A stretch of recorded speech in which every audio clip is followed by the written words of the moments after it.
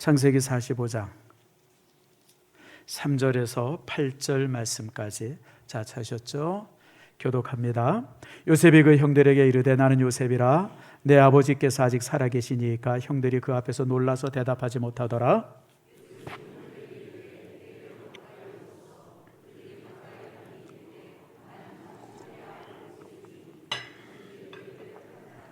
당신들은 나를 이곳에 팔았다고 해서 근심하지 마소서, 한탄하지 마소서.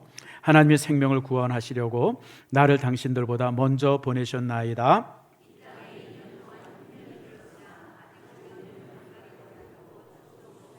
하나님의 큰 구원으로 당신들의 생명을 보존하고 당신들의 후손을 세상에 두시려고 나를 당신들보다 먼저 보내셨나니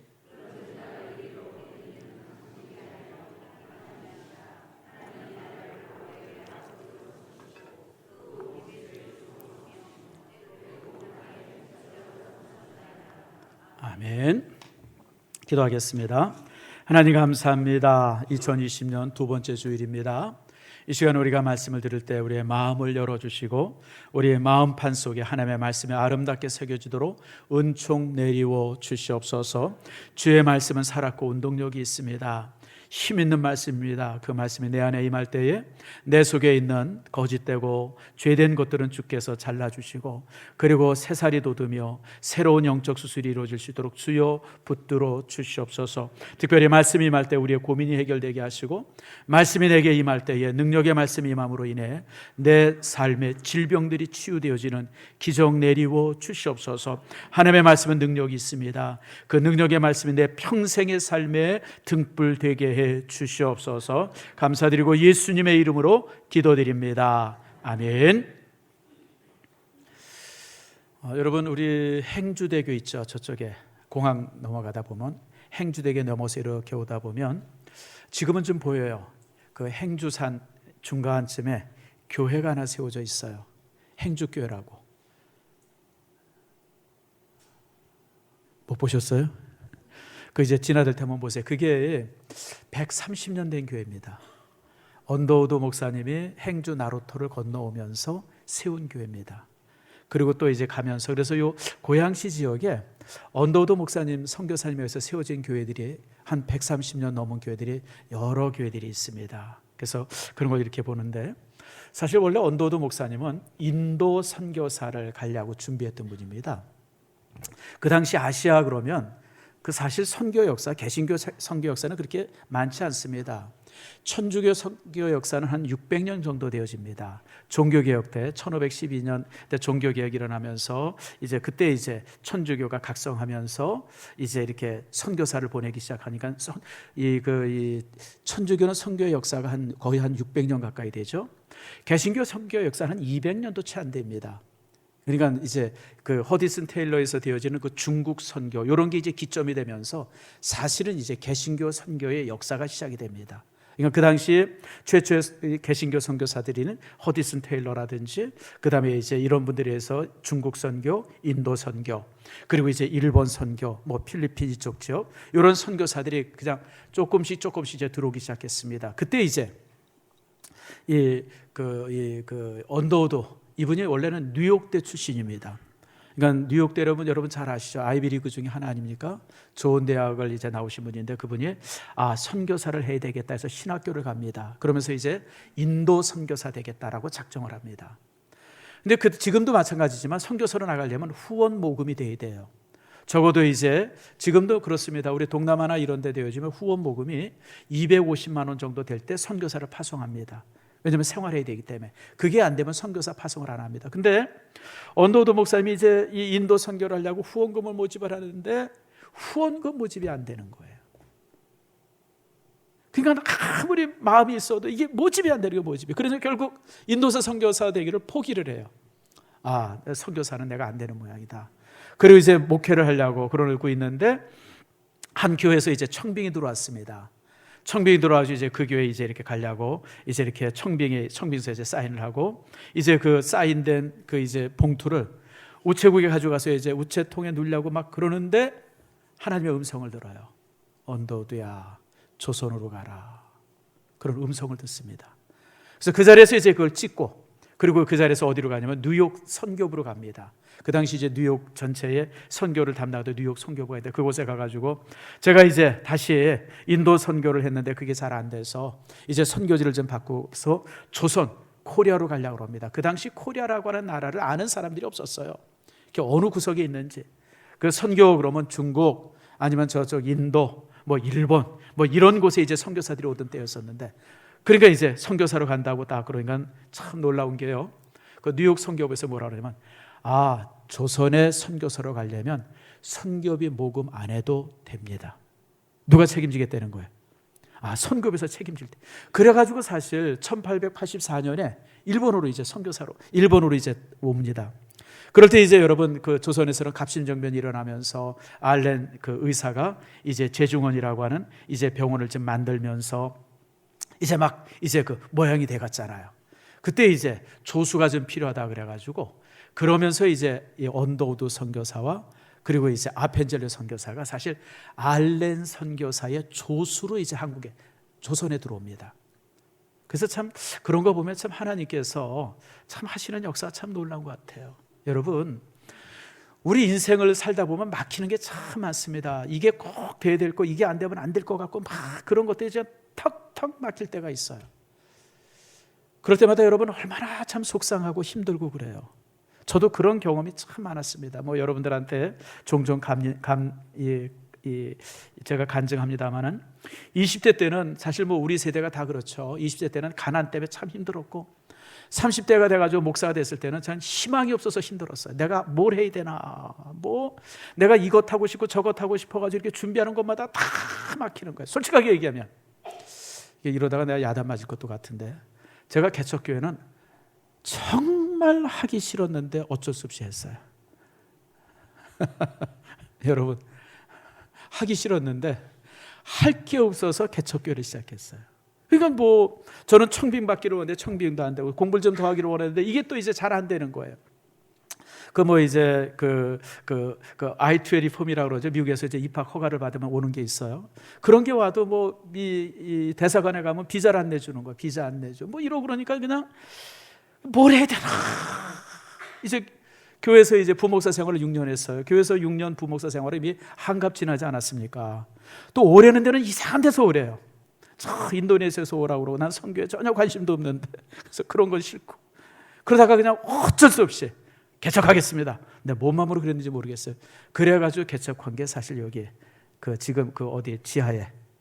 근데요 개척을 하면서 놀란 게 내가 개척의 은사가 있더라고요. 나는 내가 그렇게 뛰어나게 개척을 잘할 사람인지 몰랐어요. 정말 우리가 얼마나 열심히 했는지 몰라요. 근데 3개월 만에 주일학교 학생들이 150명이 모였어요. 아멘 해야죠 여러분들. 이게 장단이 안 맞춰지네. 여러분 어느 교회가 개척해서 3개월 만에 150명이 모여요. 근데 그때 사실은 그때 수고했던 우리 이제 지금 다 권사님들 되셨죠. 아침 9시 되면 다 출근해. 아침 9시 되면 그 권사님 그땐 집사들이었었죠. 사실 이제 그런 한 4-5분들이 와가지고 그 애들 막 오고 막 그래가지고요. 진짜 3개월 만에 주일학교 학생들이 150명 모이고 그리고 또 이제 주일학교 부모님들이 이제 교회에 1분, 2분 나오기 시작하고 그래가지고 여러분 1년 지나니까요 장년들이 한 100여 명 모였어요. 그래서 제가 참 그때 느끼는 게 지금도 느끼는 게 막은 게 얼마나 감사한지. 내 인생을 살면서 이것 하고 싶고 저것 하고 싶었는데 그걸 하나님께서 이렇게 막으셨는데 그걸 막은 게 얼마나 감사해요. 그래서 제가 종종 인생을 얘기할 때 그런 얘기를 해요. 돼지머리 같다. 여러분 돼지 몰아보셨어요? 여러분 가난하게 살아서 그런 게 없었죠? 저희 어렸을 때 돼지머리를 좀 했어요. 돼지머리는 뭐냐면 이제 돼지들 거시기 한다고 그러잖아요. 그럼 이쪽에 있는 돼지를 저쪽으로 옮기는데 여러분 돼지처럼 말 안 듣는 놈이 없어요. 그래서 돼지머리를 하면요 온 동네 사람들이 다 나와야 돼. 온 동네 사람. 길 옆에 딱 없으면 돼지가 일로 튀면 여기서 맞고 일로 튀면 저기서 맞고 막 막아서 결국 다른 우리로 들어가게 합니다. 그래서 저는 인생이 그런 것 같아요. 하나님께서 우리가 이리 튀고 저리 튀고 이리 튀고 저리 튀고 할 때마다 주께서 막아주시는 거야. 이거 맞고 저거 맞고 어떤 데는 좌절도 되고 힘들고 그냥 막 그런데 근데 결국 맞고 보답니까? 어디에 가 있어요? 꼬린점에 가 있는 거예요. 그래서 인생을 인생은 참 돼지머리 같다, 그런 생각을 참 많이 합니다. 그래서 사실은요, 뭐 여러분들한테 이런 고백을 하지만 제가 40살 될 때까지는 참 마음적으로 힘들게 살았어요. 내 삶에 비전이 있을까? 우리 집사람한테 종종 이제 이렇게 그런 얘기를 하면 아주 그냥 뭐 그냥 보잘것없는 목사로서의 그런 어떤 그 고백들, 그런 것들이 뭐 지금도 이제 제 기억이 나요. 나는 근데 막상 하나님께서 이제 개척을 하라 그래서 이제 개척을 시작했고, 그러면서 이제 여기까지 오면서 느끼는 게, 하나님께서 나를 이렇게 사용하시려고 그동안 그렇게 훈련시키셨구나. 저는 참 그래서 그런 부분들을 지나오면서 참 감사해요. 오늘 요셉이 그래요. 요셉의 삶이 정말 돼지머리였었어요. 그냥 아버지 품 속에 있었을 때는 정말 화려한 옷을 입으면서 색동 옷을 입으면서 그렇게 참 이렇게 행복하게 살았는데 형님들한테 또 엄청 미움을 받았어요. 그래서 결국 형님들이 해가지고 노예로 팔려가고, 또 노예 3년 동안 얼마나 힘들게 살았는지 몰라요. 그러다가 또 이제 또 모함을 받아가지고 감옥에 가잖아요. 감옥 생활을 하염없이 10년 합니다. 여러분, 왕의 감옥에 갇혔다고 하는 것은 무기수가 됐다는 거예요. 기약 없이 이제 그 속에서 있으면서 그런 여러 가지 상황을 있다가 결국은 10수년 만에 이제 요셉이 총리가 되어지죠. 자, 총리가 되어져 가지고 큰 권세를 가지고 나라를 다스리고 있을 때 원수는 외나무리 아래에서 만난다고 형님들이 찾아옵니다. 그래서 형님들을 이제 만나게 되어져요. 자, 이게 얼마나 극적인 장면이에요. 자기를 팔았고 그동안 그렇게 고생하게 만들었던 그 형님들을 딱 만나니까 여러분 참 어떻게 했을 것 같아요. 근데 여러분, 오늘 본문의 말씀에 보니까 요셉이 놀라운 고백을 하잖아요. 형님들 염려하지 마세요. 형님들이 날 판 게 아니라 하나님께서 형님들을 통해서 나를 이곳에 보낸 겁니다. 참 놀라운 고백을 형님들에게 하면서 이제 이렇게 되어지는 장면을 우리가 보게 되어지죠. 참, 여기서 우리는 성공이 무엇이고 또 우리가 이제 이 성공 속에서 어떻게 살아야 되느냐, 이런 여러 부분들을 우리가 함께 여러분들과 나누려고 합니다. 고진감래라고 그러죠. 모진 고통 속에서 이제 드디어 이제 이렇게 성공했다, 그런 걸 때 고진감래라 그래요. 자, 역전의 승리입니다. 정말 자기를 팔았던 형님들이 자기 앞에 이제 머리를 조아리고 있고 총리가 되었고, 참 그렇습니다. 자, 뭐 여러분에게 묻습니다. 자, 이게 굉장히 심각한 질문이에요. 여러분, 행간을 읽는 데는 말 아시죠? 행간. 독서를 할 때 제일 중요한 게 행간을 읽는 거예요. 독서를 하는데 3단계가 있어요, 여러분. 첫 번째는 책을 읽는 단계가 있어요. 그냥 책을 손에 쥐고 읽으면 이제 독서가 시작이 돼요. 그리고 이제 두 번째는 독서를 읽으면서 책의 내용들을 잘 이렇게 이해하면서 읽는 게 두 번째예요. 세 번째 단계가 있어요. 그게 행간을 읽는 거예요. 글자 사이에 나타난 숨겨진 뜻들이 있어요. 문장 속에서 나타난 숨겨진 뜻들이 있어요. 그것을 이제 저자들이 감춰둔 거예요. 저자들이 깊이 읽을 때 알도록 하는, 특별히 시들이 그런 게 많죠. 시들이 그런 게 많고, 또 이제 이렇게 성경도 그런 게 굉장히 많아요. 그러니까 여러분들이 요번에 이제 우리가 성경을 3번째 읽는데, 성경을 읽으면서 여러분 행간에 무엇이 담겨져 있는가를, 행간을 읽도록 여러분이 애쓰세요. 그게 이제 독서의 3번째 단계입니다. 그러니까 야곱의 이야기를 이렇게 읽으면서 이 야곱 스토리가 단순한 그런 어떤 그 성공의 스토리인가, 아니면 이 안에 또 다른 무엇이 있는가를 여러분들이 발견할 수 있어야 돼요. 그래서 여러분들에게 제가 묻는 거예요. 자, 여러분, 야곱이 총리가 됐어요. 그리고 형님들이 자기 앞에 와서 무릎을 꿇고 머리를 조아리고 있어요. 성공했죠? 그럼 그것이 야곱의 성공이라고 생각하시는 분 한번 손 들어보세요. 이럴 때는 함정이 있어요. 안 되는 게 제일 편한 거예요. 제가 보기에는, 그리고 이 말씀에서는 그게 성공이라고 말하지 않아요.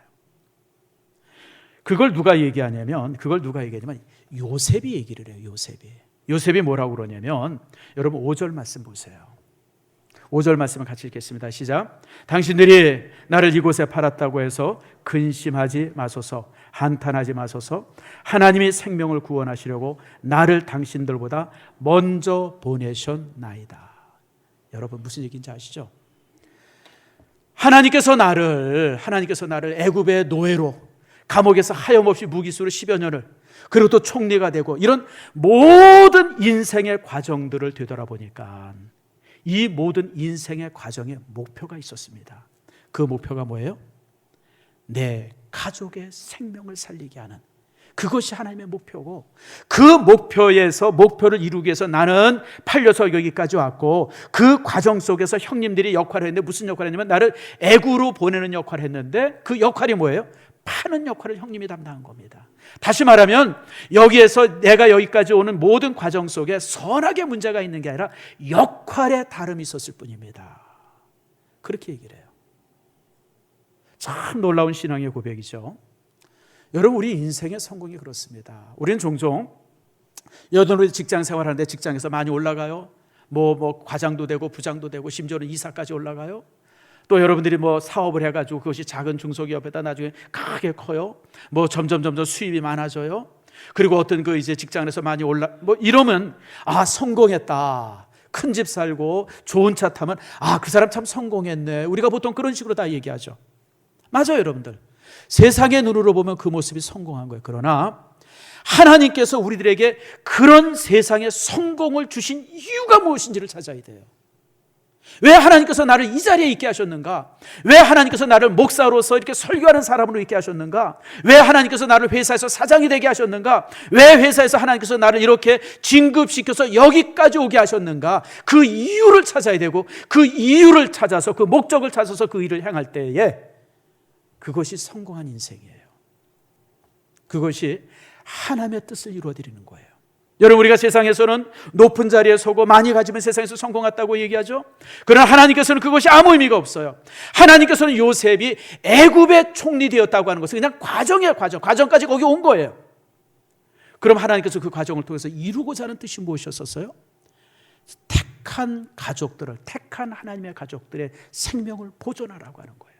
그래서 요셉은 자신의 그 총리의 권한을 가지고 자기의 가족들을 애굽에 건너오게 하고, 그래도 애굽 땅에서 가장 좋은 땅에 자신의 가족들이 정착해서 살 수 있도록 그 자리를 마련해 줘요. 그러니까 총리의 직을 하나님이 주셨기 때문에 이 요셉이 그 일을 할 수 있었던 것이고, 그 일을 하는 것이 하나님께서 자기를 향해서 주신 사명이고, 그것이 자기의 성공이라고 생각했던 거예요. 그러니까 여러분들, 우리가 이 부분 속에서 성공이 무엇인가라고 하는 것을 여러분 깊이 한번 살펴볼 수 있기를 바랍니다. 단순히 높이 올라가고 많이 갖는 것이 성공이 아니에요. 하나님께서는 왜 나를 많이 갖게 하셨는가? 왜 하나님께서 나를 이 자리에 있게 하셨는가? 왜 하나님께서 나를 여기까지 인도하셨는가? 왜 하나님께서 나를 개척교회를 하게 하시고 이만한 교회에 담임 목사가 되게 하셨는지를 끊임없이 하나님께 물어야 돼요. 여러분, 내가 신성교회 담임 목사가 되어져서 이만큼 목회하는 것이 성공이 아니고요, 하나님께서 이 일을 통해서 나에게 뭘 요구하시는가? 뭘 하게 하시려고 그러는가? 어떤 뜻을 이루시게 하는가? 그런 것에 대한 관심을 갖고 그것을 찾을 때에 우리는 행복할 수 있고요, 인생 안에서 성공할 수 있습니다. 요셉은 그래서 행복한 사람이에요. 단순히 요셉이 총리가 돼가지고 호화호식하고 잘 누렸고 잘 살았다, 그러면 여러분 그 사람의 이름은 여기 성경에 안 나와요. 나올 이유가 없어요, 여러분들.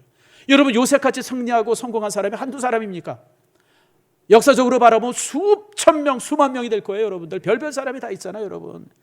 여러분, 징기스칸 같은 사람 보세요. 징기스칸은요, 태어나자마자, 여러분 태어나서 조금 나이 들면서 자기 아버지가 살해당하고요, 그리고 그 원수의 이제 가문 속에 가서 10여 년 이상을 노예로 살아요. 그래서 징기스칸은 글을 못 읽어요. 글을 못 배웠어요. 글을 못 배웠어. 노예로 10여 년을 삽니다. 그리고 간신히 20대 초반에 거기서 이렇게 나와가지고, 그리고 이제 해가지고 그 엄청난 원나라라고 하는 나라를 세우잖아요. 근데 여러분, 징기스칸 얘기 성경에 안 나와요. 왜 안 나오는지 아세요? 의미가 없기 때문에 그래요. 요셉의 이야기가 이렇게 성경에 길게 기록된 이유는 단순히 인간적인 성공한 얘기를 이야기하려고 우리에게 이 말씀이 기록된 게 아니에요. 요셉이 참으로 그 성공을 통해서 하나님께서 계획하신 일들을 어떻게 이루어 갔는가를 지금 우리에게 설명하고 있는 거예요. 그게 뭐예요? 하나님의 택한 백성들의 구원입니다. 그래서 요셉은 행복한 사람이고 진정한 성공을 이룬 사람임을 우리가 이제 말씀 속에서 보게 되어지죠. 자, 그럼 제가 여러분들에게 다시 한 가지 질문을 합니다. 그러면 요셉이 자신의 이런 하나님의 원대한 계획이 있음을 언제 알았을까요? 이게 또 굉장히 중요해요. 요셉이 처음서부터 아버지 집에 있을 때부터 이 사실을 깨달았으면 참 요셉의 삶이 그렇게 힘들지 않았을 거예요. 근데 사실은요, 요셉은 하나님께서 자신을 위해서 뭔가 뜻이 있다는 것은 알았어요. 그 꿈 사건을 통해서. 창세기 37장에 보면 요셉이 꿈을 두 가지 꾸잖아요. 이 곡식단들이 다 자기한테 와서 이렇게 절을 해요. 형님들의 곡식단들이. 이게 뭘까? 아버지한테 얘기하고 형님들한테 얘기하고 미움을 더 받잖아요. 조금 있다 또 하나 꿈을 또 꾸는데 해와 달이 자기한테 절하고 11별들이 또 자기한테 절하는 거예요. 그래서 그것도 신나가지고 얘기했다가 또 아주 그냥 형님들한테 미움을 더 많이 받아요. 아무튼 그냥 미움 받을 말만 골라서 해요, 요셉이. 그랬어요. 그러니까 요셉은 스스로 자기에게 하나님께서 무슨 계획이 있다고 하는 사실은 알았어요. 그것이 뭔지 모르지만 하나님의 뜻이 있고 하나님의 계획이 있음을 알았어요. 그런데 여러분, 그것을 알고 나서부터 요셉의 삶이 얼마나 어렵습니까? 형님들한테 미움받죠, 노예로 팔려가죠, 모함받죠, 감옥 가죠. 그래도 감옥에서도 여러분 신라 같은 희망이 하나 있었잖아요. 그 이제 술 맡은 관원이 꿈을 꿨는데 그걸 풀어주잖아요. 당신은 살아날 겁니다. 복권될 겁니다. 복권되면 날 좀 기억해 주세요. 그랬는데 그랬는데 기억해줘요, 안 기억해줘요? 안 기억해줘요. 신라 같은 희망이 딱 막힌 거예요. 근데 여러분, 그 신라 같은 희망이 막힌 게 얼마나 감사한 줄 아세요? 만약에 사실 역사 속에는 만약이라는 말이 없어요, 여러분들. 역사에서는 만약이라는 말이 아무 의미가 없지만 그래도 한번 만약에 그 이제 술 맡은 관원이 그런 얘기를 해가지고 이제 요셉이 풀려났다고 합시다. 자유인이 됐다 그래요. 그럼 요셉이 어떻게 했을까요? 제가 볼 때 100% 아버지한테 갑니다. 그렇지 않겠어요? 이제 풀려났는데. 그럼 막상 요셉이 필요할 때 요셉을 발견해요, 못 발견해요? 발견 못하죠, 여러분. 그러니까 그 신랄 같은 희망을 막음으로써 요셉이 여전히 왕 옆에 있게 한 거예요. 여전히 왕 옆에. 그래서 사실 요셉이 그 왕의 꿈을 해석할 수 있었고, 그래서 요셉이 총리가 될 수 있었던 거예요. 그래서 여러분, 하나님께서 여러분의 삶을 이렇게 막고 저렇게 막고 자꾸만 막아주시면 그 막아주심을 감사할 수 있어야 돼요. 왜 막으셨을까? 무슨 뜻이 있을까? 왜 하나님께서 자꾸만 이렇게 날 힘들게 하실까? 여러분, 그래야 돼요. 그런데 어쨌든 그런 상황을 요셉이 살았는데, 그런데 요셉은요, 그런 삶을 살면서 두 가지를 잃지 않아요. 참 이게 요셉의 장점이죠. 하나님께서 쓰는 사람들의 특징이 있습니다. 요셉은요, 그러면서도 그런 삶을 살면서도 감옥 생활, 노예 생활을 하면서도 항상 요셉이 가졌던 첫 번째 삶의 자세가 성실함이에요. 요셉은 어디서나 성실했어요. 어디서나. 여러분, 노예 생활이 뭘 좋다고 성실해요? 제가 군대 가가지고 우리 고참이 제가 이제 2등병 딱 가지고 자대를 딱 가니까 상병 고참이 날 부르더라고요. 그 이제 김삼병이라는 사람이 날 딱 부르더니, 야 병가봐, 정희병, 예! 그랬더니 날 딱 보더니 하도 내가 참 이렇게 좀 멍청해 보였던 것 같아요. 그래서 충고를 하나 한다. 그러면서 뭐라 그러냐면, 군대는 잘해도 욕먹고 잘 못해도 욕먹어. 대충 하고 대충해. 그러더라고요. 실제 군대가 그렇잖아요. 잘해도 욕먹고 잘 못해도 욕먹어요. 잘하면 잘한다고 욕먹고 못하면 또 못한다고, 더 잘하라고 욕먹고 못하면 못해서 욕먹고. 그러니까 대충 하려는 거예요. 여러분, 그거는 군인들은 그럴 수 있지만 우리 믿음의 사람들은 그러면 안 돼. 자, 한번 여러분에게 묻습시다. 직장도 그렇고 교회도 그렇고 뭐 여러 곳에서 잘해도 욕먹고 못해도 욕먹어요. 어떻게 하고 욕먹을래요? 기왕 욕먹는 거 안 하고 욕먹겠다. 몸 편하게 손 들어보세요. 내가 다 알아요 지금. 그런 사람들 여기 몇 있는 거. 어차피 욕먹으면 내가 열심히 하다가 욕먹겠다. 손 들어보세요. 이게 뭐예요 도대체? 우리 믿음의 사람들은 두 번째가 돼야 돼요. 내가 어느 상황에 있든지 하나님께서 내게 주어진 상황이라면 그것이 내가 원하든지 원치 하든지, 내가 기뻐하든지 기뻐하든지 않지 간에 항상 그 안에서 성실하게 사는 거예요. 여러분, 수백 명에 모이는 사람들, 노예들, 이 집을 관리하는 이 총무가 되잖아요. 그 다음에 여러분은 감옥에서 여러 가지 행정일들을 이 요셉이 하게 되잖아요. 이 두 가지 일을 통해서 요셉은요, 나라를 다스릴 수 있는 그런 훈련들이 그 속에서 되어지는 거예요. 만약에 요셉이 거기서 꿈만 해석하고 엉터리로 살았다 그러면요, 총리직을 무슨 수로 감당할 수 있겠어요? 그런 체계라든지 그런 관리라든지 이런저런 것들을. 근데 요셉은 성실하게 살면서 수없이 많은 것들을 배워가는 거예요. 우리 인생이 그래요, 여러분들. 내가 어느 상황이든지 무엇을 맡든지 어떤 처지들지 간에 그곳에서 성실하게 일한 사람들을 항상 주께서 들었어요. 적은 일에 충성한 사람들을 주님께서 들어서 쓰시죠. 적다고 해서 무시하고 안 하고 그러면요, 여러분, 하나님께서 여러분 쓰지 않습니다. 그러니까 여러분들, 지금 여러분의 삶의 상황이나 삶의 처지가 어찌든 간에 주어진 삶에 항상 최선을 다하세요. 여러분이 원하면 원했던 대로, 여러분이 원하지 않았던 자리에 지금 여러분이 있을지라도 그 안에서 항상 최선을 다하세요. 그게 믿음의 사람들의 자세예요. 하나님께서는 그 과정을 주신 이유가 있어요. 싫은데도 불구하고 노예 생활하게 하고, 정말 끔찍하게 싫은데도 불구하고 감옥 생활하게 한 이유가 있는 거예요. 그 속에서 사람을 배우고, 그 속에서 행정을 배우고, 그 속에서 일을 배우려는 거예요. 요셉이 그랬어요.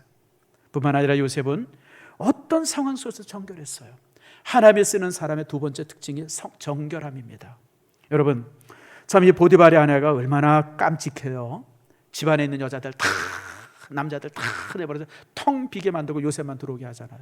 그래서 뭐 거시기 뭐 어쩌고 뭐 그러잖아요, 여러분들. 뭐라고는 얘기를 못 하겠어요. 아무튼 여러분 다 아시죠? 그러니까 요셉이 어떻게 합니까? 옷을 벗어 던지고 도망하자. 도망하면서 뭐라 그래요? 내가 하나님 앞에 어떻게 이 악한 일을 할 수 있습니까? 그러고 도망을 쳐버려요. 그것 때문에 이제 요셉이 결국 함정에 걸리죠. 옷을 그냥, 여자가 그냥 붙으니까 그냥 이러고 그냥 도망가면서 옷을 뺏긴 거예요. 그러면서 이 보디발의 아내가 그냥 남편 오니까 뭐 온갖 쇼를 다 했겠죠. 뭐 눈물 흘려가면서 뭐 저놈이 나를 겁탈하려고 그랬습니다. 뭐. 근데 여러분, 보디발이 알았을까요? 몰랐을까요? 전체 상황을 당연히 알았죠, 여러분들. 요셉의 성실함을 알았고, 그리고 또 여러분 그 자기 아내의 깜찍함도 알았겠죠. 그래서 여러분 요셉이 죽지 않았던 겁니다. 진짜 그런 일이 있으면요, 여러분, 노예가 주인집 뭐 마나님을 어떻게 하려고 그랬었다? 그게 사실이었다 그러면 바로 사형이죠, 여러분. 그냥 사형이겠습니까? 능지처참이죠. 왕의 감옥에 갇혔다고 하는 것은 보디발이 요셉이 무죄했던 걸 알았던 거예요. 그러나 무죄했다고 그러면 자기 아내의 명예가 더러워지고 그러니까 그냥 그쪽에 이제 그런 식으로 이제 요셉은 살려두면서 뭐 일을 마무리된 거죠. 그런데도 그런 자세들, 그러니까 감옥에 가거나 그런 일을 당하거나 그런 일이 있어도 항상 요셉의 중요한 관심은 성결이었었어요. 정결이었었어요. 제가 이렇게 보면요, 하나님이 쓰는 사람의 특징이 두 가지입니다. 정결하고 성실합니다.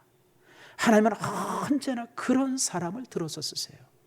재주 많은 사람 다 쓰는 거 내가 본 일이 없어요. 능력 많고 무슨 뭐 이런 사람들, 그런 사람들 하나님이 쓰는 거 내가 잘 못 봤어요. 하나님은 어떤 사람을 통해서 일하시느냐? 여러분, 성실한 사람들, 주어진 상황 안에서 항상 최선을 다하는 사람들을 들어서 쓰세요. 그리고 정결해야 돼요. 아침 이슬처럼 전도서에 있는 말씀처럼 아침 이슬처럼 정결한 사람들, 그런 사람들을 주께서 이제 쓰신다라고 하는 겁니다. 바로 이런 모습 속에서 그 인생을 살았어요, 요셉이. 그래서 이 요셉이 살았던 삶의 이 신앙의 특징이 뭐냐면 섭리의 신앙이에요. 여러분, 하나님의 전능함에 대한 두 가지의 믿음이 있습니다. 하나님의 전능에 대한 두 가지의 믿음이, 첫 번째가 저번 주에 설교한 처럼 하나님이 세상의 모든 것을 창조했습니다라고 하는 믿음이에요. 또 하나의 믿음이 창조한 모든 세상을 하나님께서 지금도 다스리십니다. 이게 섭리의 믿음이에요. 이 두 가지 믿음이 하나님을 향한 올바른 믿음이에요. 이 두 가지 중에 하나만 빠지더라도요, 그것은 믿음이 절름발이 같습니다. 믿음이 온전해지지 않아요. 그러니까 하나님은 모든 것을 완전하게 창조하셨습니다. 그리고 창조하신 세상의 모든 일들을 하나님께서 눈동자와 같이 관리하십니다. 예수님이 그러셨잖아요. 참새 한 마리가 날아가다 툭 떨어지는 것도 하나님의 뜻이거든. 여러분, 우리 인간의 삶이야 얼마나 하나님께서 세밀하게 간섭하시겠어요. 바로 요셉이 그걸 말하는 거예요. 하나님께서 내 인생을 세밀하게 관리하셔서 내가 여기까지 왔습니다 라고 하는 것을 이제 형님들에게 고백하는 장면이 오늘 우리가 읽었어요. 자, 그렇기 때문에 우리가 이런 섭리의 신앙을 가지면 이제 몇 가지 태도가 있습니다. 첫 번째가 너무 조바심을 낼 필요가 없어요. 늦게 된다고 해서, 늦어진다고 해서 여러분 너무 그렇게 그냥 아이고 내가 지금 나이가 몇 살인데, 여러분 그럴 필요 없어요. 여러분, 요셉은요 기다렸어요. 노예에서 3년, 감옥에서 10년 기다리잖아요, 여러분들. 요셉은 기다렸어요. 너무 일찍 나가도 또 너무 늦게 나가도 하나님의 타이밍이 안 맞을 수 있어요. 주님의 때, 우리가 보통 카이로스라고 그러지 않습니까? 카이로스, 하나님의 때가 올 때까지. 그래서 여러분 전도서 3장 1절에 이렇게 말합니다. 한번 따라합시다. 범사에 기한이 있고 천하만사가 다 때가 있나니. 여러분, 인생이 사는 모든 삶에 있어서 범사에 기한이 있어요. 모든 것은 때가 있어요. 때가. 모든 것들은 여러분 이 그 때가 있는 거예요. 우리가 막 조바심을 낸다고 해서 막 되는 것도 아니고, 우리가 막 애쓴다고 해서 그게 이제 덜컥덜컥 되는 게 아니에요. 여러분들, 하나님의 때가 되면 저절로 되어져요. 억지로 하려고 애쓰지 마세요. 제가 종종 얘기해요. 억지로 하면 되긴 돼요. 근데 무척 힘들게 돼요. 대표적인 사람이 누구예요? 야곱 아닙니까? 야곱은 이미 태어날 때 하나님으로부터 복받을 사람으로 태어났어요. 하나님께서 이미 어머니의 태중에 있을 때 하나님께서 내가 그를 하나님이 택한다고 얘기하셨어요. 그가 더 큰 자가 될 거라고 말씀하셨어요.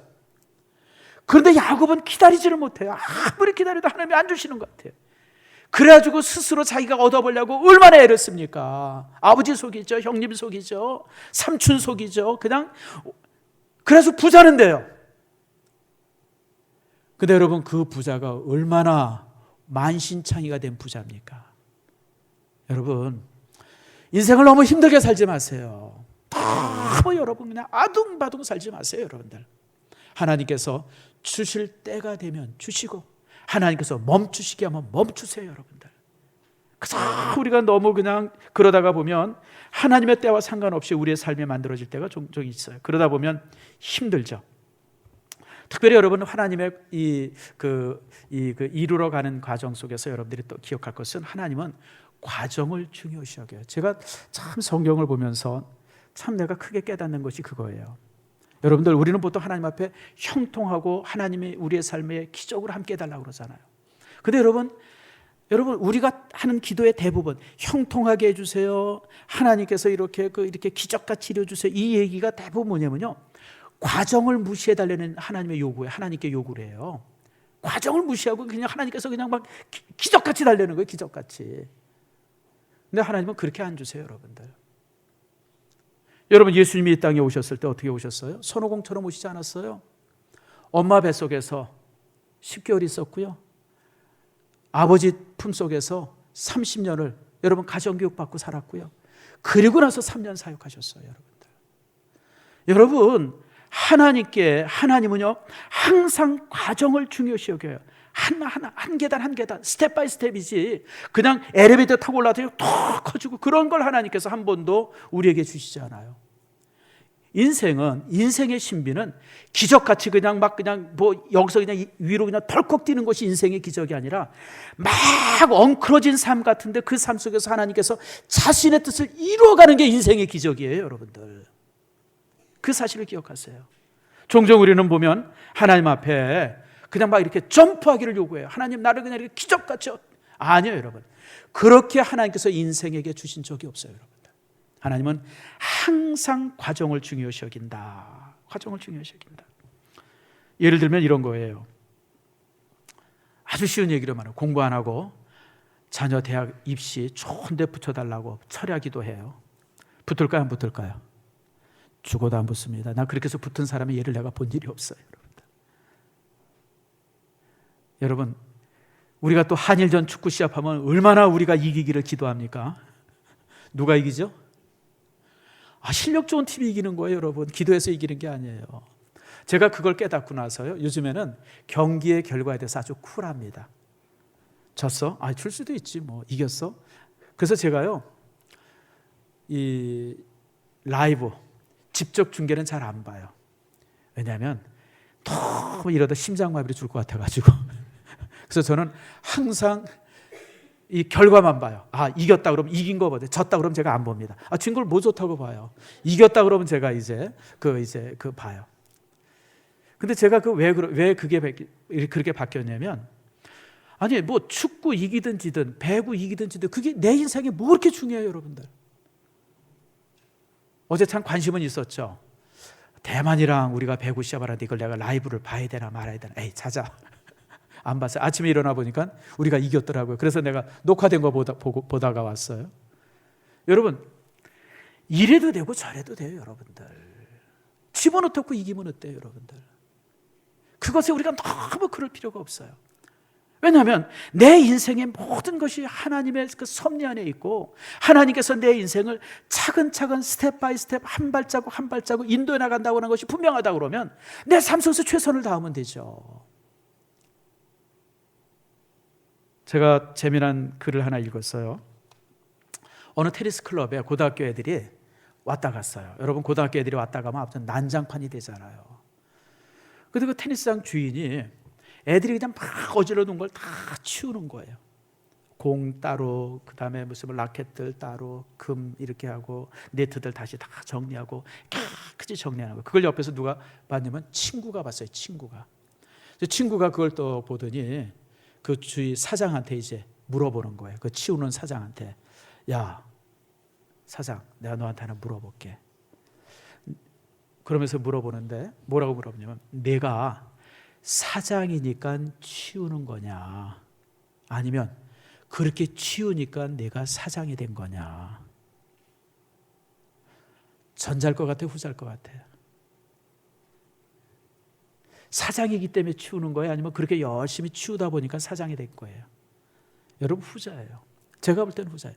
열심히 하다 보니까 그러다 보니까 어느 순간 그가 사장 자리에 와 있는 거예요. 하나님께서는 이렇게 차근차근 우리가 성실하게, 요셉처럼 성실하게 살 때 한 단계 한 단계 세워주는 거예요.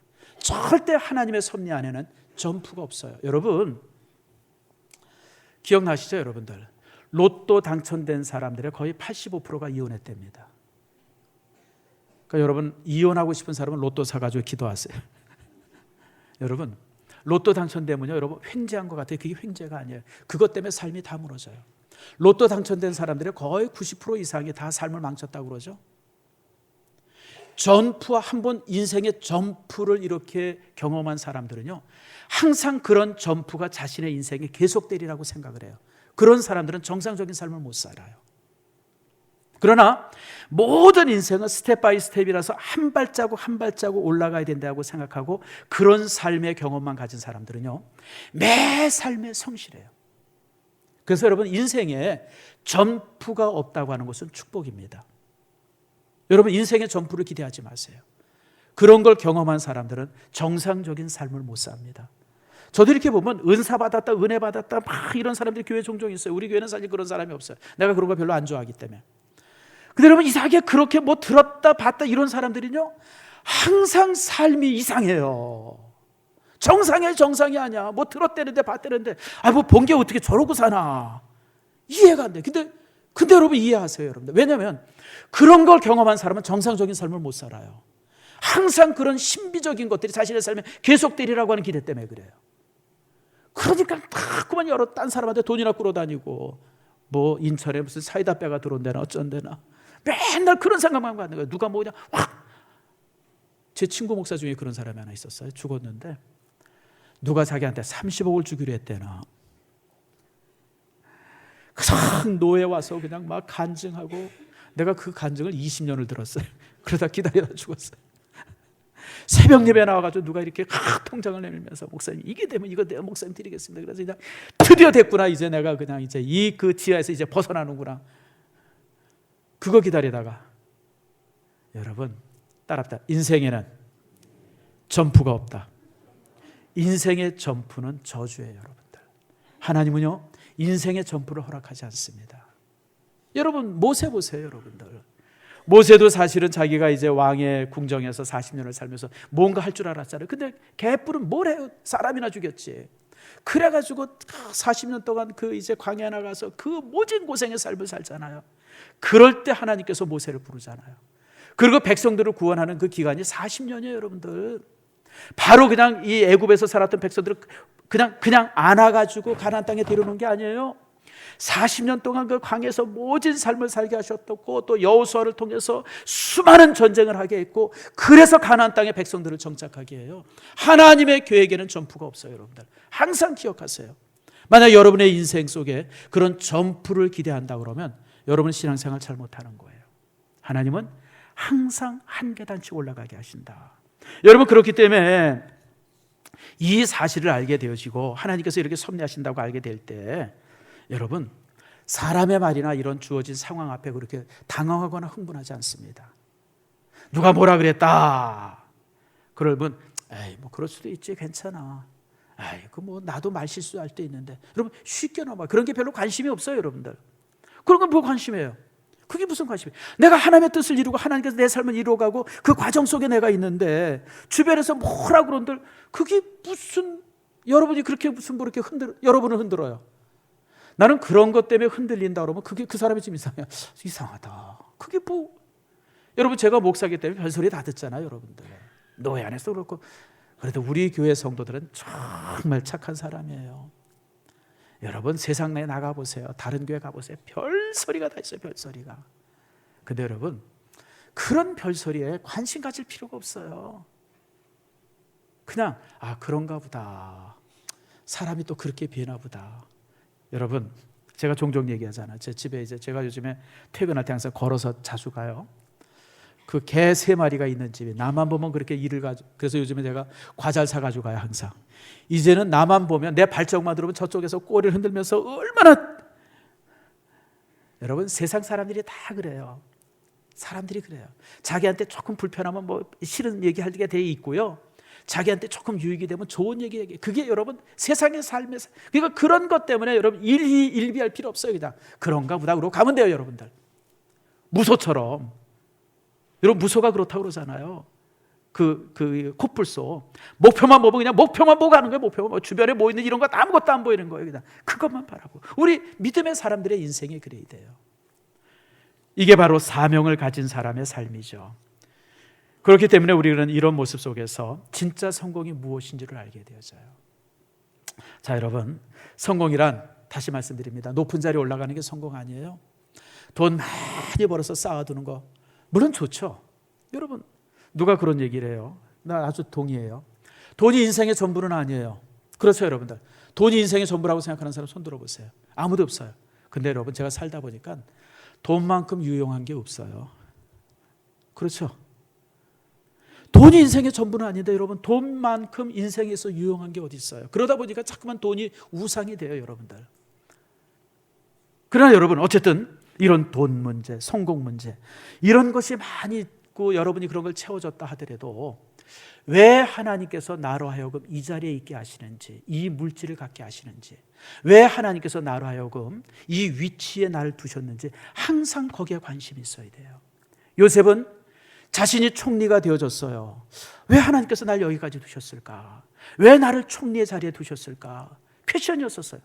근데 형님들이 와가지고 양식을 달라고 사정하는 모습을 보면서 하나님께서 내 가족을 구원하라고 나를 이 자리에 얹게 하셨구나. 다시 말하면 요셉의 성공은 요셉의 삶의 클라이막스는 총리의 자리에 올라서 정말 그 대단한 권력을 쥐고 흔드는 그 자리가 아니라 자신의 가족들을 구원하고 하나님의 백성들을 구원하는 그 일이 자신의 사명임을 알았어요. 세상으로 바라볼 때는 총리 일이 엄청 크고요. 가족을 구원하는 일은 요만하게 작은 일이죠. 그러나 하나님 편에서 볼 때는 세상의 일이 별것 아니고 가족을 구원하는 일이 가장 큰 일이었던 거예요. 이런 면에서 볼 때 우리의 성공에 대한 생각이 달라져야 돼요. 자, 여러분들이 성공했나 실패했나, 여러분들이 지금까지의 삶을 잘 살았나 못 살았나 제가 판단해 드리겠습니다. 내가 가족들을 이렇게 볼 때 참 감사하다 이런 마음이 들면 여러분은 성공적으로 산 사람이에요. 내가 이렇게 열심히 살았는데 직장에서 이런 거 열심히 결국 이걸 통해서 내가 이렇게 행복한 가정을 이루었구나. 그러면 여러분들은 인생의 성복한 사람이에요. 특별히 자녀들을 바라볼 때 뭐 이렇게 자녀들이 다른 자녀들과 비교해서는 조금 모자랄 수도 있고 부족할 수도 있지만 그래도 하나님께서 날 통해서 얘들을 이렇게 이쁘게 키워지게 했구나. 여러분 마음속에 그 마음이 있으면 여러분은 성공한 사람이에요. 여러분들이 교회 생활을 하면서 주변의 사람들이 여러분들을 향해서 그 사람 참 좋은 사람이야. 특별히 여러분 영화부나 이런 데 오면 애들이 막 좋아서 이렇게 안고 그러면요, 여러분은 진짜 성공한 사람이에요. 여러분이 정말 영적으로 괜찮은 사람인가 아닌가는 여러분 애기 하나 보면 알아요. 애기 하나 보면. 애기들은요 느낌으로 알아요. 느낌으로. 여러분 이렇게 그다음에 또 사람들을 만날 때 그 사람의 단점이나 나쁜 거 얘기하지 않고 그 사람 참 좋은 사람 같아. 그리고 그 사람의 장점들이 보여진다 그러면 여러분은 정말 성공한 사람이에요. 여러분 상처 많고 삶에 막 이런 게 많은 사람들은 사람을 좋게 보지를 못해요. 자꾸만 헐뜯으려고 그러고 이렇게 그냥 낮춰보고 자꾸만 그래요. 내가 볼 때 그런 습성이 있다고 그러면 그건 실패한 인생이에요. 그러나 사람을 볼 때마다 항상 좋게 보고 그 사람 참 괜찮은 사람이야, 좋은 사람이야. 혹시 여러분들이 그렇게 평가하고 얘기하겠다면 여러분 인생에 성공한 사람이에요. 하나님께서 나로 하여금 이렇게 좋은 가정 갖게 하셨고 좋은 자녀들, 또 여러분들이 좋은 세상 만들려고 애씀이 있다 그러면 아이고 이거 뭐 쓰레기 분리한들 이게 무슨 뭐 이렇게 환경에 뭐 도움이 되겠나, 그게 아니라 환경에 도움 되게 해서 내가 쓰레기 분리해야지, 내가 기름 이렇게 쓰레기통 이렇게 여기다 버리면 안 되지, 이러면서 여러분들이 좀 더 좋은 세상 만들려고 여러분들이 작은 수고를 하는 것이 이게 습관이 돼 있다 그러면 여러분은 성공한 사람이에요. 여러분 세상의 성공적인 기준을 가지고 여러분들 세상을 바라보지 마세요. 하나님께서 여러분에 주신 사명이 있어요. 그 사명은 가정이나 자녀나 아니면 교회나 또 이렇게 목장이나 이런 곳에 주어진 사명이 있고 그 사명을 이루게 하시려고 하나님께서 지금 그 직분을 준 거예요. 그 일을 주신 거예요. 그 재산을 주신 것이고 그 물질을 주신 거예요. 그게 목표가 아니라 하나님께서 내게 주신 목표를 성실하게 이루어가고 있다 그러면 여러분은 성공한 사람이에요. 그런 성공자가 되기를 여러분 축복합니다.